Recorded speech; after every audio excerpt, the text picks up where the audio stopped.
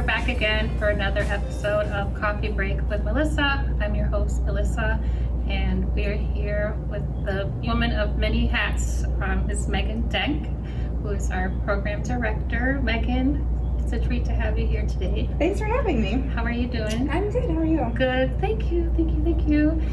What are you drinking? Because you know, this is a beverage-related show in part. Just an iced coffee. That is my drink of choice. So anything, just plain coffee with ice is really what I prefer. Nice. And now that the weather's getting warmer, I think we're going to see more people asking for iced drinks. And so you're one of the few people that got us kicked off on that. Well, it's good to get the practice then. Okay, cool. Let's see, Megan, like I kind of alluded to, you've had several roles. You've women of many hats. You want to tell us your history with child welfare, or LSSI specifically too, and how you've come to be where you are now? Sure. So I have been with the LSSI for a little over 11 years. I started in March of 2014. I was coming from a casework background in psychiatric nursing. So I was in a nursing home here in Rockford and was a case manager through that, did that for a couple of years, and then kind of just ended up in child welfare by accident. It really wasn't something that I was looking for, but something I really enjoy. So I started off as a worker, and then I had transitioned into the role of a lead worker. And then while I was here, I got my master's and moved into the role of a supervisor. Nice. And then now it'll be 2 years this coming year, I've been the program director. Okay, great. And we've enjoyed, I've been with LSSI going on 4 years now, and it's been a pleasure I've seen you in the supervisor role, lead supervisor, and now your current role. It's been good. You're doing us good, Megan. Thank you. Things are moving along, things are smooth. We know, you got our back, and you're approachable and easy to come talk to and flag down and thanks. And I think one of the things when I look back at I've had a lot of supervisors over the time in different roles, so it's kind of I want to take a little bit from each of them in what I want to be. I want to be approachable. I want to I still carry cases sometimes, so I really want people to remember that I still know what it's like to be a worker and not just definitely have not forgotten that role. So I really do understand what workers go through and how it how the day-to-day is. Really. Oh, no, that actually I'm going to skip the questions I had for now, but what makes a good worker, now that we're kind of getting into that a little bit? And I think it I think we have a lot of different workers here, but there's a lot of different things that can make a good worker. So I think different workers are good at different things, but for the general sense, somebody that just someone that cares and somebody that really can kind of sympathize or empathize with some of our families, whether that be the foster families or the parents or the kids, somebody that can kind of just have an understanding way about them, that really does help with across the board with all of the people that we work with. Yeah. I think some people some workers do better at certain things. We have some workers that are really great with the teens. So yes. It takes a special person to do that, but then there's some people that are really great with the parents. So I think it just kind of depends on the person. Yeah. Would you agree with in my case, when I was a worker, also 11 years now in child welfare,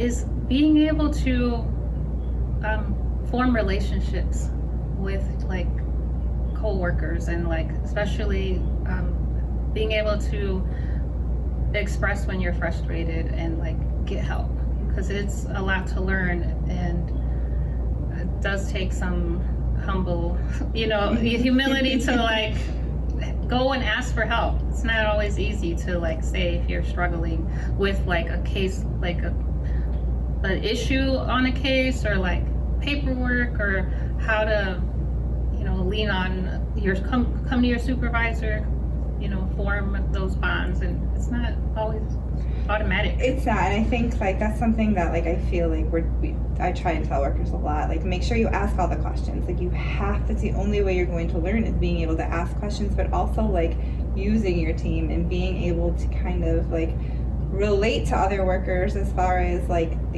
somebody here has probably been through it. So if you're going through something and you feel like you don't know what to do, like being able to find that person to ask. So absolutely, it's like really important, I think, to form those relationships. And I think like that's also what keeps, I think that's what's kept me here so long, is just the Rockford office in general. I feel like we're pretty close, and you're able to form those relationships with people and kind of like go through it together, because I think we all know like child welfare definitely goes in waves, where whether that be with cases or hiring or whatever it is, but like being able to have your team and know that they can help you or whatever, that really does help. Absolutely, for sure. And a few people's conversations with the guests we've had isn't reflective of every single worker here. Obviously, one person doesn't speak for everyone, but I'm so happy to hear that a lot. All the guests that have been here, like they've really talked about that. Like that's what keeps them here, and that's one of the reasons. But really, the support and the team, like those bonds, like, it really, really makes a difference. Like one thing, when we're interviewing new people or something that I think like a lot of us are proud to say is that the Rockford office is a team, and we work together. And if there's a problem or a crisis, like you can count on your team to step in, and that's anywhere, like anyone in the office, not just your casework team, not just your immediate supervisor. It's really across the board. Everyone's willing to help out. And I think because a lot of us have been there, so we know what it's like to need that. So that's one thing that I definitely am very proud about the Rockford office. No, I'm with you on that. Like that's so true. Like I'm in licensing, my role is like very narrow in a sense, but honestly, work culture wise, I truly feel like I can like talk to people in other departments for like anything. Like if I have like a youth in care, like in a home that's like the foster parent struggling with them, like I've actually had thoughts of like, hey, maybe like I can go talk to someone in counseling, or I can go talk to someone, like just ask for like a community resource. Like I can talk to people that I've never had a reason to like work closely with, but I think people here are pretty receptive and like willing to come and lend a hand and stuff. And really want to work as a team. I completely agree. So no, thank you. Yep, thank you. Do you have a favorite thing about LSSI? We're saying good things, but different or you'd add? I don't know that I have anything to add. I really do. There's a lot of things that keep, a lot of reasons that I've stayed this long. But I think really the workplace culture is a really positive one, and I've had a really good work experience here. So I just think that is one of my favorite things about LSSI. And obviously the people, like we work with a lot of great people here, and people doing a lot of great work. And I think it's nice to see people that have that, common goal to help people. And I think that's another one of my favorite things. Oh, cool. Oh, thank you. Yeah, and I mean, you've seen it from like the interview process, like from all the angles, from like, I want to come work here till like, oh, I need to move on to something else, to like, day in, day out, meeting in, meeting out. And so like your words have a lot of weight to, you know what you're talking about with this stuff. So so it's you could have gone back to psychiatric nursing is what I'm saying. You got options, and you're choosing to stay and do this. So thank you. Yeah. So we talked about what makes a good caseworker. What makes a good foster parent? Like, imagine when you are a worker, or the cases you hold or have held recently, like you go in there and they tell you have to. How do you explain the job that a caseworker does, and like what makes a foster parent good to work with? I think for the child, a foster parent that's open to learning, open to understanding different things. think because a lot of our kids, all of our kids are different.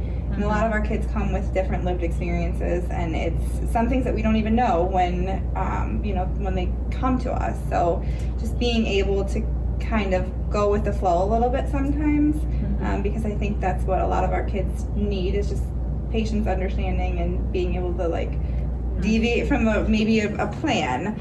But also just like their willingness to open their home and open their hearts and just kind of be that person. Yeah. And a lot of I've worked with a lot of foster parents over the years, and they maybe all have different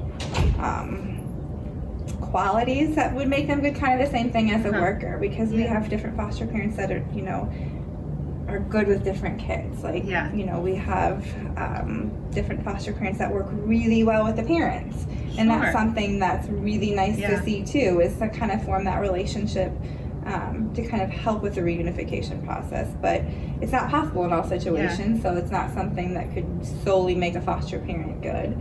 So I think it just kind of depends on the situation, but really the big thing is being open and being able to be willing to learn, and kind of going along with like a new worker, like being able to ask those questions for the things you don't know, because maybe parenting a biological children is a little bit different than parenting a foster child for different reasons. So just having that ability to kind of step back and be like, well, I guess I don't know that. I'll have to get some advice or ask or be open to that. Yeah. Big learning curve for like all parties involved. Absolutely. Not just, from managing your, like adding a new member to your family and like help them being able to like help this child and the members of their household acclimate to each other, to like the paperwork, because it's really a job. There's a lot. It's not just love and care for the kids. It's like, hey, can you please get us a copy of that form? Did you make sure you got a copy? It's staying organized with their, and then knowing what you have to do and kind of navigating that, like what you can do, what you can't do, those kinds of things. So it is a job, and it is a learning curve, definitely, and figuring out like where that balance is too. So absolutely. Yeah, lots of grace needed. Absolutely. To the kids, to the worker, the new worker, the former worker, like this changes. It's so many changes and lots of grace, right? Absolutely. I find myself telling new workers that a lot. Just give yourself a little bit of grace and a little bit of time. And the foster parents, kind of the same thing. Like, give yourself a little bit of grace, a little bit of time, and you'll get there. Yeah, we have to say that all the time, just for so many situations. And, that's so true. So as we wrap up, Megan, can you tell us, do you have any passions or hobbies you're willing or able to share with us? Things that you do or you used to do or would like to do? Just us wanting to get to know you. And so I have two kids, a 6-year-old, he's almost 7, and then an almost 1-year-old. We like to be outside and do things like that. In the summertime, we like to spend a lot of time at the pool, doing just really a lot of outdoor things. Nice. My son has recently started wanting to do family baseball, so we've been playing baseball outside as a family. So that's a new hobby. You have to get a little creative with only having not a full team. So that's been something new and exciting. That'd be fun to just imagining that sounds fun. Good for him. Yeah. Future. Would you let him do case management? I mean, because I like that. I like we could use some. He definitely has some skills that would be good in this role. He's very caring. He really does care a lot about people. So like those are things that definitely could be developed. So I would absolutely want him to be a caseworker. I think there'd be a lot of people good at this job. So yeah. Love that. So we're gonna send him an application and date it for like what? 12 more years? Yeah. See, he's already, we'll set him an interview like 12 years from now. Or no, 16, he's got to go to school. Yes. Got some learning. Yes. So we'll be here. The agency will be here. I might be here, so. Yeah, we'll see. Yeah, no, that's good. It's really cute. Yes. And so what's one win to celebrate, Megan? Something you're proud of? It could be in the last week, last month, personal, professional, whatever, you know. Trying to think of something specific. Mm-hmm. You know, one thing, I think when I started in this role, a year and a half ago, almost, it'll be 2 years in September, our staffing was our casework staff we had not very many. It was low.